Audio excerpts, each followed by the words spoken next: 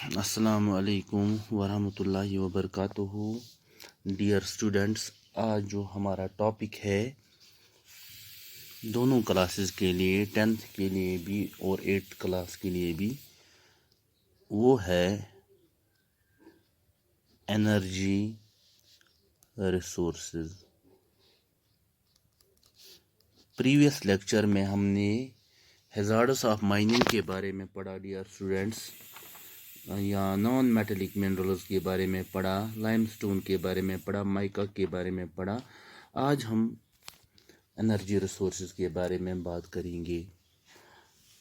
जो एनर्जी है, एनर्जी ये रिक्वायर्ड है हर एक काम करने के लिए। एनर्जी की ज़रूरत हमें पड़ती है हर एक काम परफॉर्म करने के लिए, हर एक एक्टिविटी परफॉर्म करने के लिए। रिसोर्सेज जो हैं, जो यूज़ होते हैं, वो रिसोर्सेज, वो वसाइल जो यूज़ होते हैं एज पावर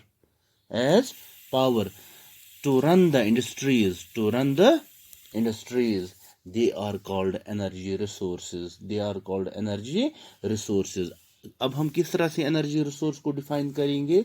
हम इसको डिफाइन करेंगे resources which are used as power to run the industries are called energy resources. अगर हम फ्यूल मिनरल्स की बात करेंगे डियर स्टूडेंट्स, अगर हम फ्यूल मिनरल्स की बात करेंगे, लाइक कोल है, पेट्रोलियम है, या नेचुरल गैस है, ठीक, या नेचुरल गैस है, यूरेनियम है, या इलेक्ट्रिसिटी है, यूरेनियम है या इलेक्ट्रिसिटी है, ये एनर्जी जनरेट करते हैं। फिर से मैं इस पॉइंट को दोहराऊंगा। मैंने यहाँ कहा डेफिनेशन बताइए आपको एनर्जी रिसोर्स की। हमने किस तरह से इसको डिफाइन किया? Resources which are used as power to run the industries are called energy resources. Fuel minerals like coal, petroleum, natural gas, uranium and electricity, they can generate energy. ये क्या generate करते हैं? चाहे कोल है, पेट्रोलियम है, natural gas है, uranium है, या इलेक्ट्रिसिटी है, ये क्या जनरेट करते हैं? दे जनरेट एनर्जी, ये एनर्जी जनरेट करते हैं। जो एनर्जी रिसोर्सेज हैं, ये दो तरह के हो सकते हैं। या तो ये कन्वेंशनल हो सकते हैं, या तो नॉन कन्वेंशनल हो, ठीक है। The energy resources may be conventional और दे मे बी नॉन कन्वेंशनल। अब हम कन्वेंशनल की बात करेंगे। कन्वेंशनल क्या होते हैं? अगर हम एग्जांपल लेते हैं यहाँ पे कोल, पेट्रोलियम या natural gas, they have been used for a long time. They take millions of years to form again. Thus, they are finite, they are non-renewable, and they are conventional.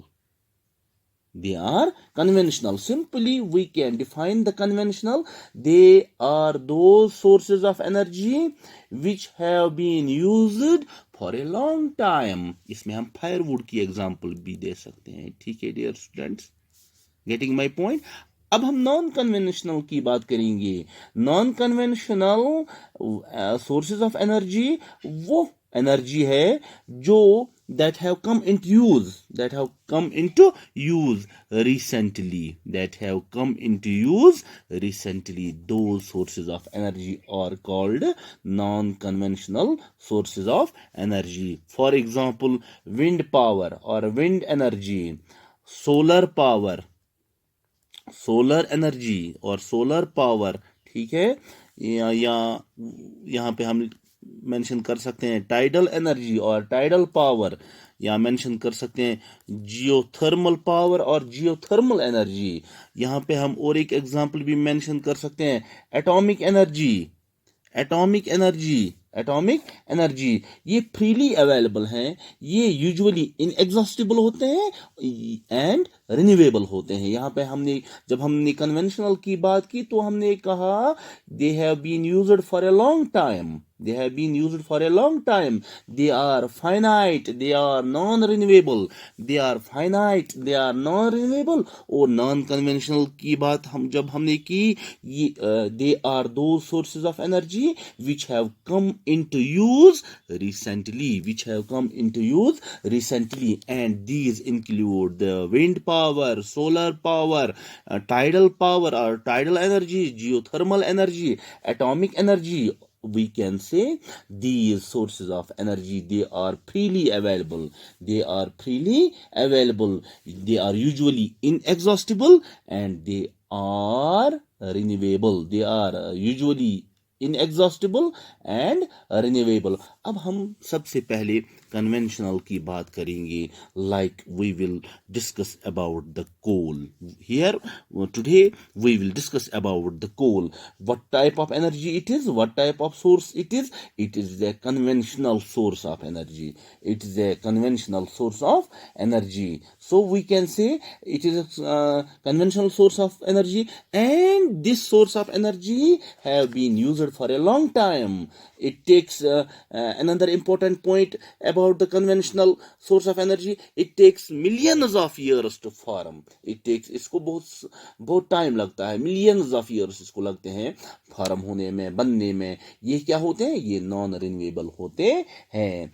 So we can say we will discuss here about the conventional source of energy, dear students, that is the coal, that is the coal। So we will discuss here about the coal। The coal is a raw material, we can simply say it is a raw material। क्या होता है ये raw material होता है heavy industries के लिए। it is the raw material for heavy industries, getting my point। coal is the raw material for the heavy industries and thermal power stations। और किन के लिए, थर्मल पावर स्टेशंस के लिए ये as a raw material use होता है। So we can say, हम इसकी बात करते हैं, इसके बारे में आपने ये जाना कि जो ये कोल है ये कन्वेंशनल सोर्स ऑफ एनर्जी है। इट है क्योंकि इट हैज़ बीन यूज्ड और it have been used for a long time, takes millions of years to form, they are finite और दे आर नॉन रिन्यूएबल। ठीक है ना। उसके बाद मैंने और एक पॉइंट भी मेंशन यहाँ पे किया कि जो ये कोल है ये as a raw material use होता है, हैवी इंडस्ट्रीज़ में, थर्मल पावर स्टेशंस में यूज़ होता है। इसके बहुत सारी अकसाम हैं। जो ये कोल है now we will study about the varieties of coal। there are various varieties of coal। one of the variety of coal is peat, one of the variety of coal is peat। now we will have another variety of coal, that is lignite, another variety, there is also another variety of coal, that is bituminous, and the last variety of the coal, that is the anthracite, Dear students, these are the different varieties of the coal, and these varieties, they depend upon the degrees of compression, the depth and the time of burial during its formation, On these comparisons, the coal, we can say there are the different varieties of the coal। One is peat, another is lignite, bituminous, and anthracite। These are the important varieties of the coal, and the anthracite, it is the highest quality hard coal, quality, it is the highest quality of coal. It is the highest quality of coal. ठीक है ना. Exam में कल question आ सकता है कि सरियों मज बेस्ट वैरायटी कुछ कोलच.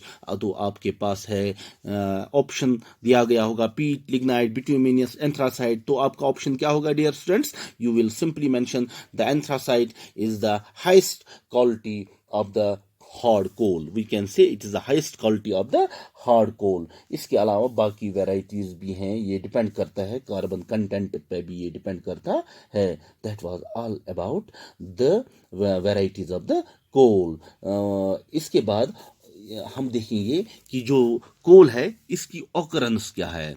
इसकी ऑकरेंस क्या है. इंडिया में ये जो कोल है ये कहाँ कहाँ पे पाया जाता है, किन जगहों पे पाया जाता है. अगर हम यहाँ पे देखेंगे तो सबसे पहले हम गोंडवाना कोल की बात करेंगे. गोंडवाना कोल की बात करेंगे. ठीक है ना. अब हम यहाँ पे ऑकरेंस देखेंगे.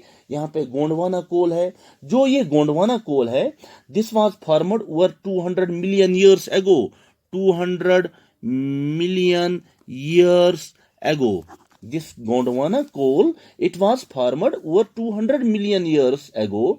और जो ये गोंडवाना कोल है, जो ये गोंडवाना कोल है, जो ये इस सोर्स मेजर सोर्सेज हैं गोंडवाना कोल के, ये कहाँ पे लोकेट है? Damodar Valley, West Damodar Valley, Damodar Valley, West Bengal, Jharkhand.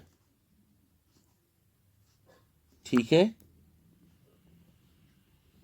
और इस बेल्ट में बहुत सारी जगहों पे कोल माइनस पाए जाते हैं. Like mention the name of those places.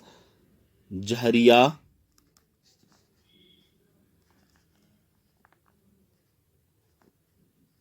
Raniganj,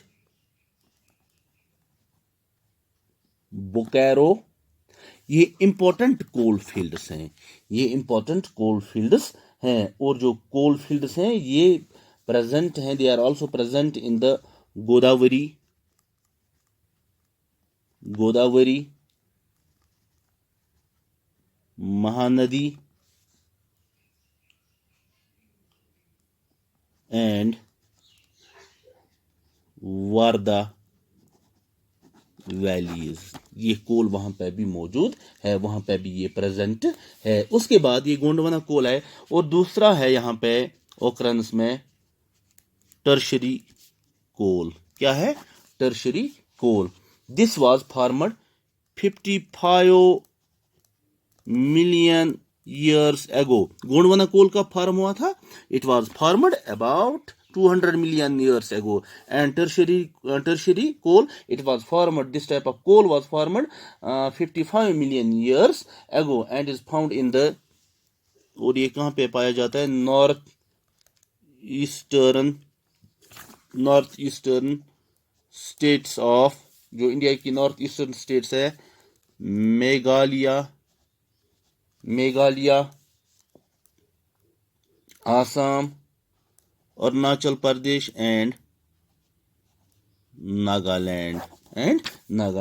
This was about the coal, varieties of coal, occurrence of coal. There are two, we can say in India coal occurs in a rock series of the following two main geological ages. कौन कौन सी geological age है? एक है Gondwana coal, दूसरा है tertiary coal. Gondwana coal was formed ago, we can say about 200 million years ago, and tertiary coal was formed 55 million years ago. That was all about today's topic. Thank you very much.